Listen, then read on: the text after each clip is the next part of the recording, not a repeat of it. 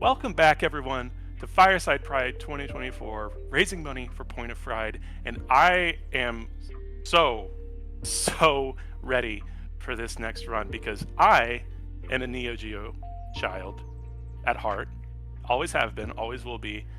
And we are about to experience what I consider to be peak Neo Geo. We are going to have some fun with some Windjammers, everybody. And to show us how fun Windjammers can be, we have MetroidMaster here. MetroidMaster, please show everyone exactly just why Windjammers is so cool.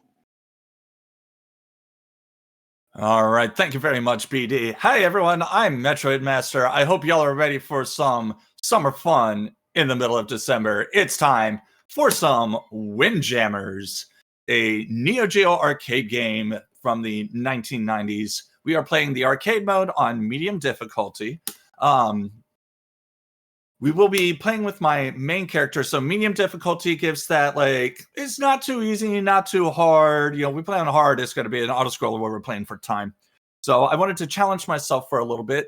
There's going to be a lot to talk about as we get started this run with very little time to do so, so I will do my best to let you know what's going on as we go. So I am going to go in, pick my character. I am playing my main, Steve Miller. He is a light character with a 50-50 super move. I will explain that. Looks like our first stage is going to be Beach, and we are going to be playing against Loris Biaggi, who is one of the medium weight characters. Some flashing lights warning. Also, time starts as soon as I grab the first disc. So if everyone's ready, in 3, 2, 1, go. All right, so we are on Beach, which is the basic stage. Windjammers is a 2-button game. There's a throw button and a lob button. Already Biaggi has thrown a super, and 3 points on me.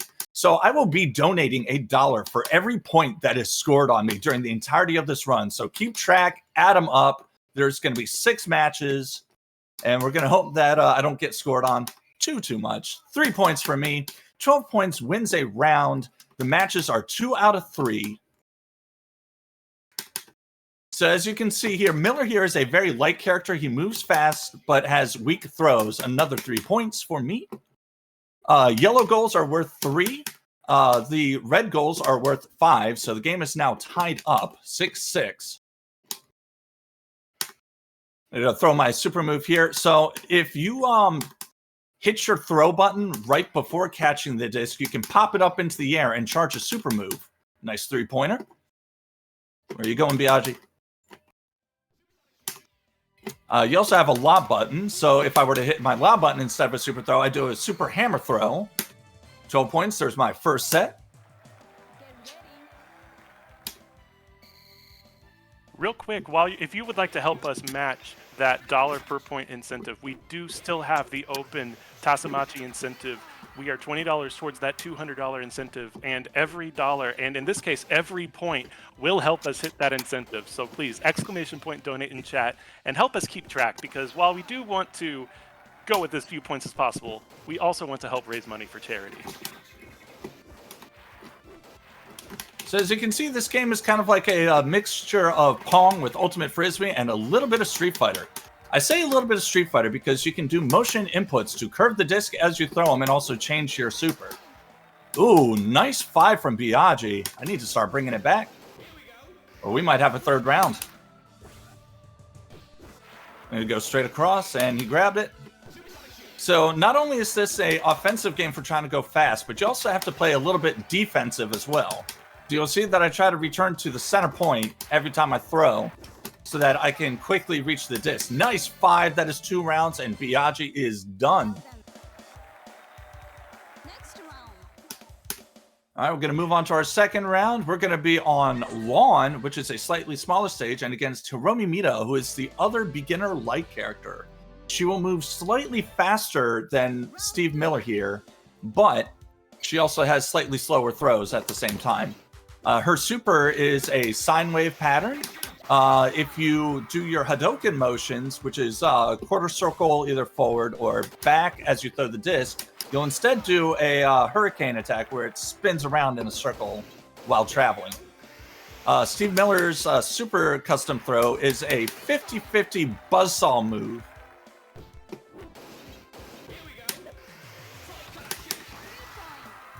So if the opponent does not catch the disc and promptly return it when it's a super move, they get knocked back a bit, which means you can knock your opponent back into their own goal or get knocked back into your goal if you're not careful.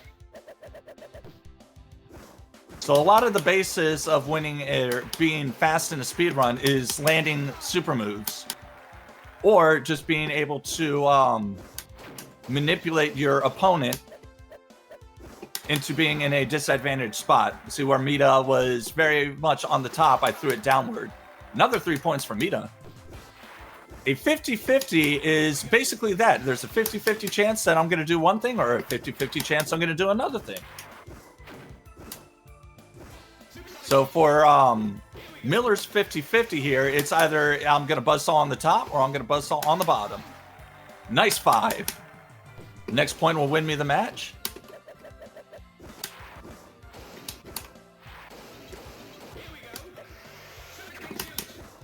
Ooh, that's a good return. And back into the goal, and that is Mita down. Well done. Next round. All right, now we have our first minigame dog distance. I'm going to throw this disc and then try to catch it as quick as I can. BD, if we have any messages, now would be a good time. You got about 10 seconds, my buddy. I appreciate it, and I want to let everyone know that one of the great things that Point of Pride is able to provide is specializing in different forms of direct service to trans folks, such as grants that cover gender-affirming surgery to trans folk who can't afford it. So if you want to help us support this organization, it's !donate in chat. And are we just going to brush past the fact that that was a very cute dog? That is a very good dog. All right, so now we are on tiled. We call this stage Miller Country because the red 5-point goals are on either side, which makes it very easy for Miller here to score 5 points with any of his super throws. We are also fighting against Jordi Costa, who is one of the medium-sized characters. He's also very well balanced, and he likes to Costa me a lot of time.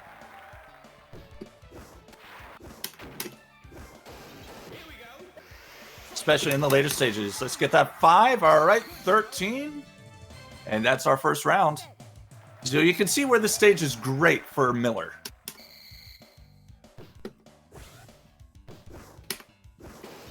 Jordy trying to throw me off with the lob here. Not going to let him. And Costa's super move likes to go in a zigzag pattern. Ooh. Oh, nice 5, Costa. Very nice 5.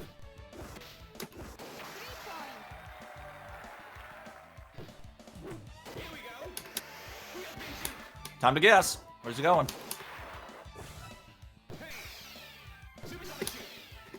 So as you can see, when it comes to speedrunning, I like to go for these cross-court plays to make it a little less likely that they're going to be able to return the disc unless they put themselves in a disadvantage. They will probably have to use a dash. There we go. That's a good 2-0. Well done. Next round.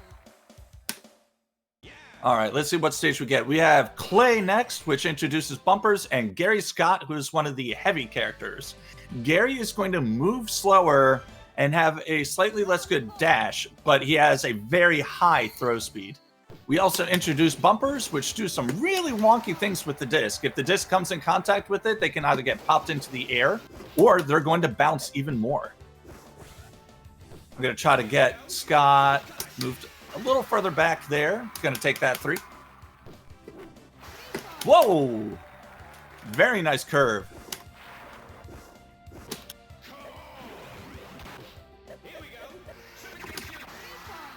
Hey, right through the between of the bumpers.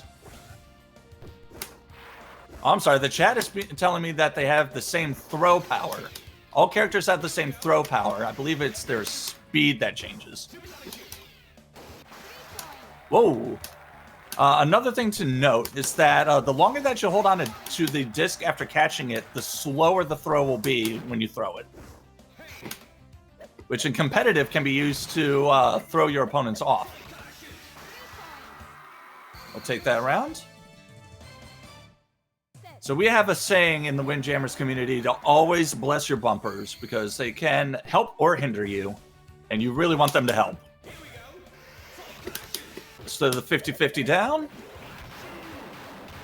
Woo! Yeah, Gary Scott's super can be a little bit more difficult to predict when the bumpers are involved and they get hit.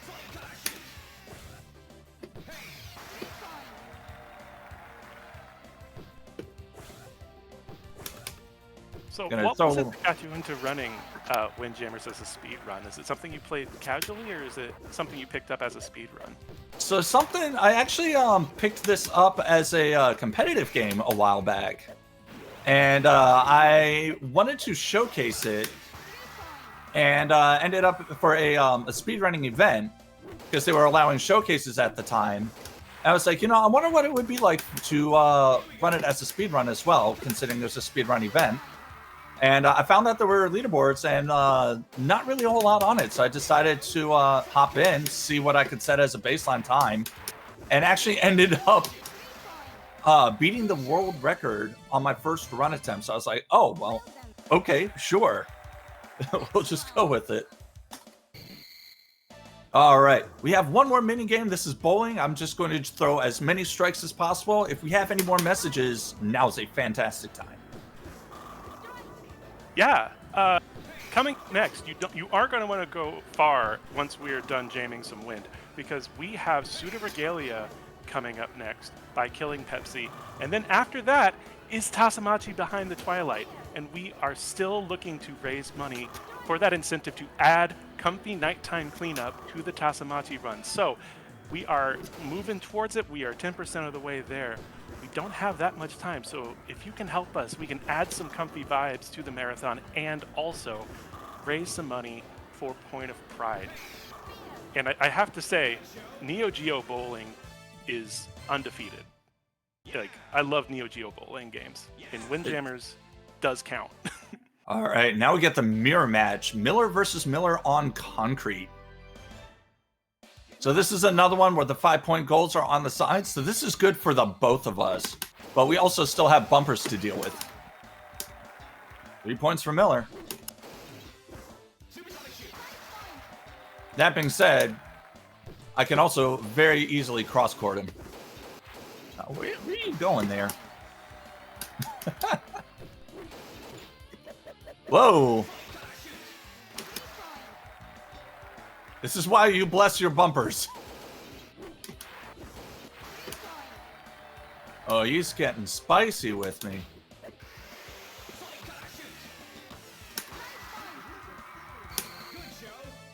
There we go. 13-9. As we can see, the further along that I get, the harder the opponents get. I can also very much confirm that Stadium is going to be the hardest match, because it'll be against Klaus Wessel, who is expert character. He's very heavy, very hard to move, and has the best stash in the game.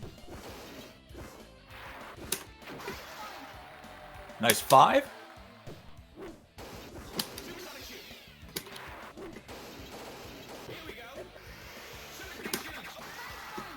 Hey, there we go. Excellent game. Next round. All right. Now we get into the final round on Stadium. Stadium has a very fun, unique gimmick. Don Yan, I have not been to Evo yet. Final round. All right, so this is against Klaus Wessel, the heaviest character in the game. He is very slow moving, but has the best stash in the game. He can cross the field in one dash. So you'll notice that the red goals are very small in Stadium. However, as I continue to score, whoa, my red goal's bigger. So this is kind of the unique comeback mechanic in Stadium. The more that you score on an opponent, the bigger your red goal gets. All right, 9-5.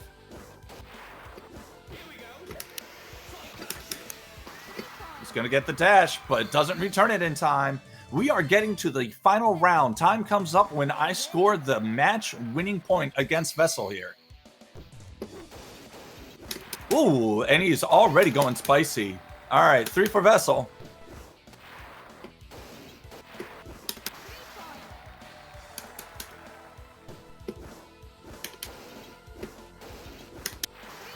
Gonna go for the cross court, 6-3. We are getting close.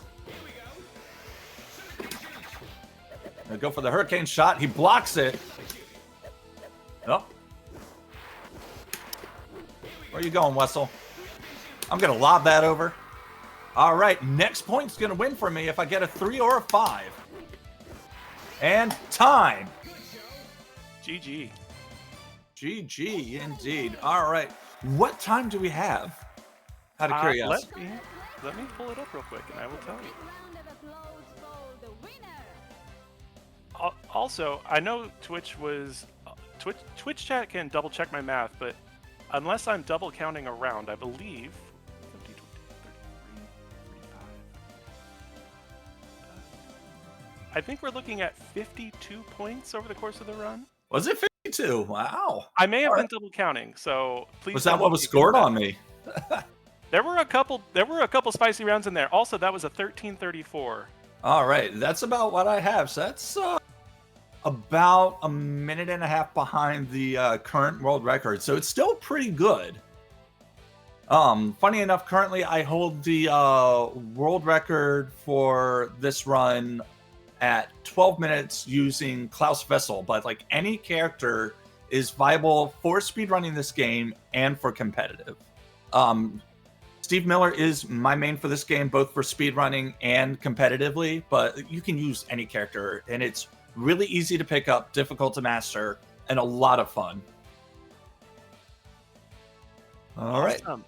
Where can people find you if they want to see some more Windjammers or whatever else you may be showing off?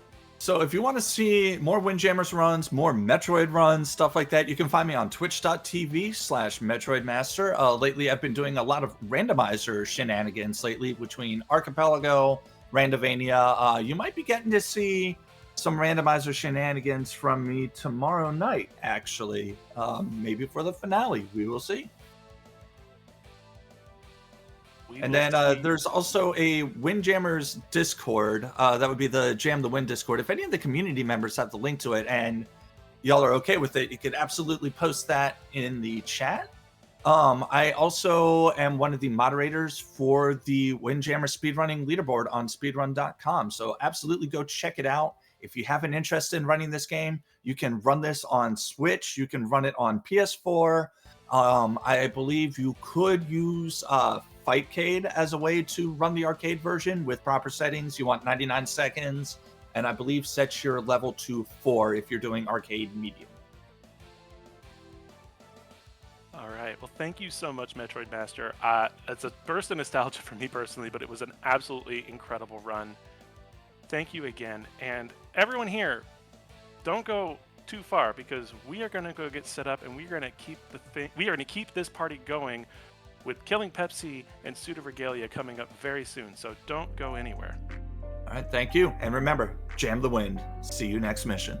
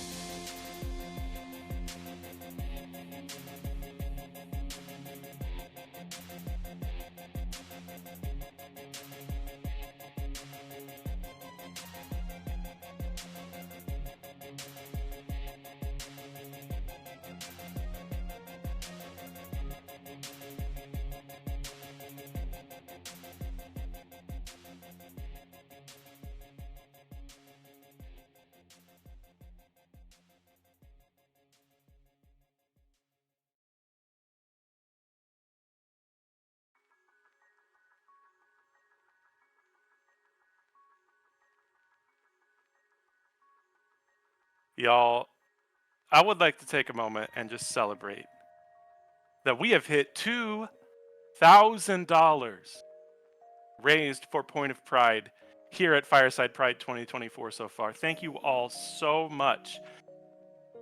And most recently, thank you to Millie T. Fox for a $200 donation. It's incredibly generous of you. Thank you so much. And bonus, with that donation, we have hit the Comfy Nighttime Vibes incentive.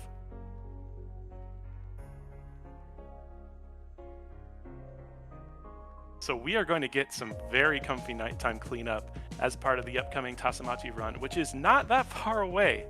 But thank you so much, Millie, and thank you to everybody for coming together to help raise money for an incredible, incredible cause. And we are not done yet by any means. Don't go anywhere. We are getting set up right now for Pseudo Regalia 100% no out of bounds map update with Killing Pepsi in just a little bit. Don't go anywhere.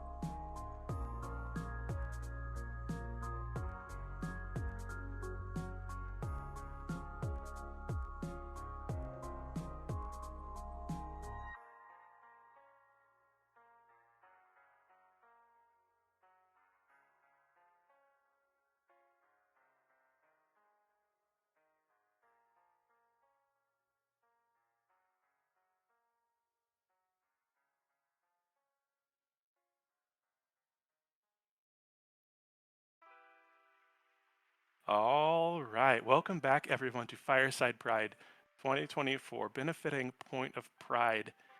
And I have a special donation to read here. I have a $54 donation from MetroidMaster.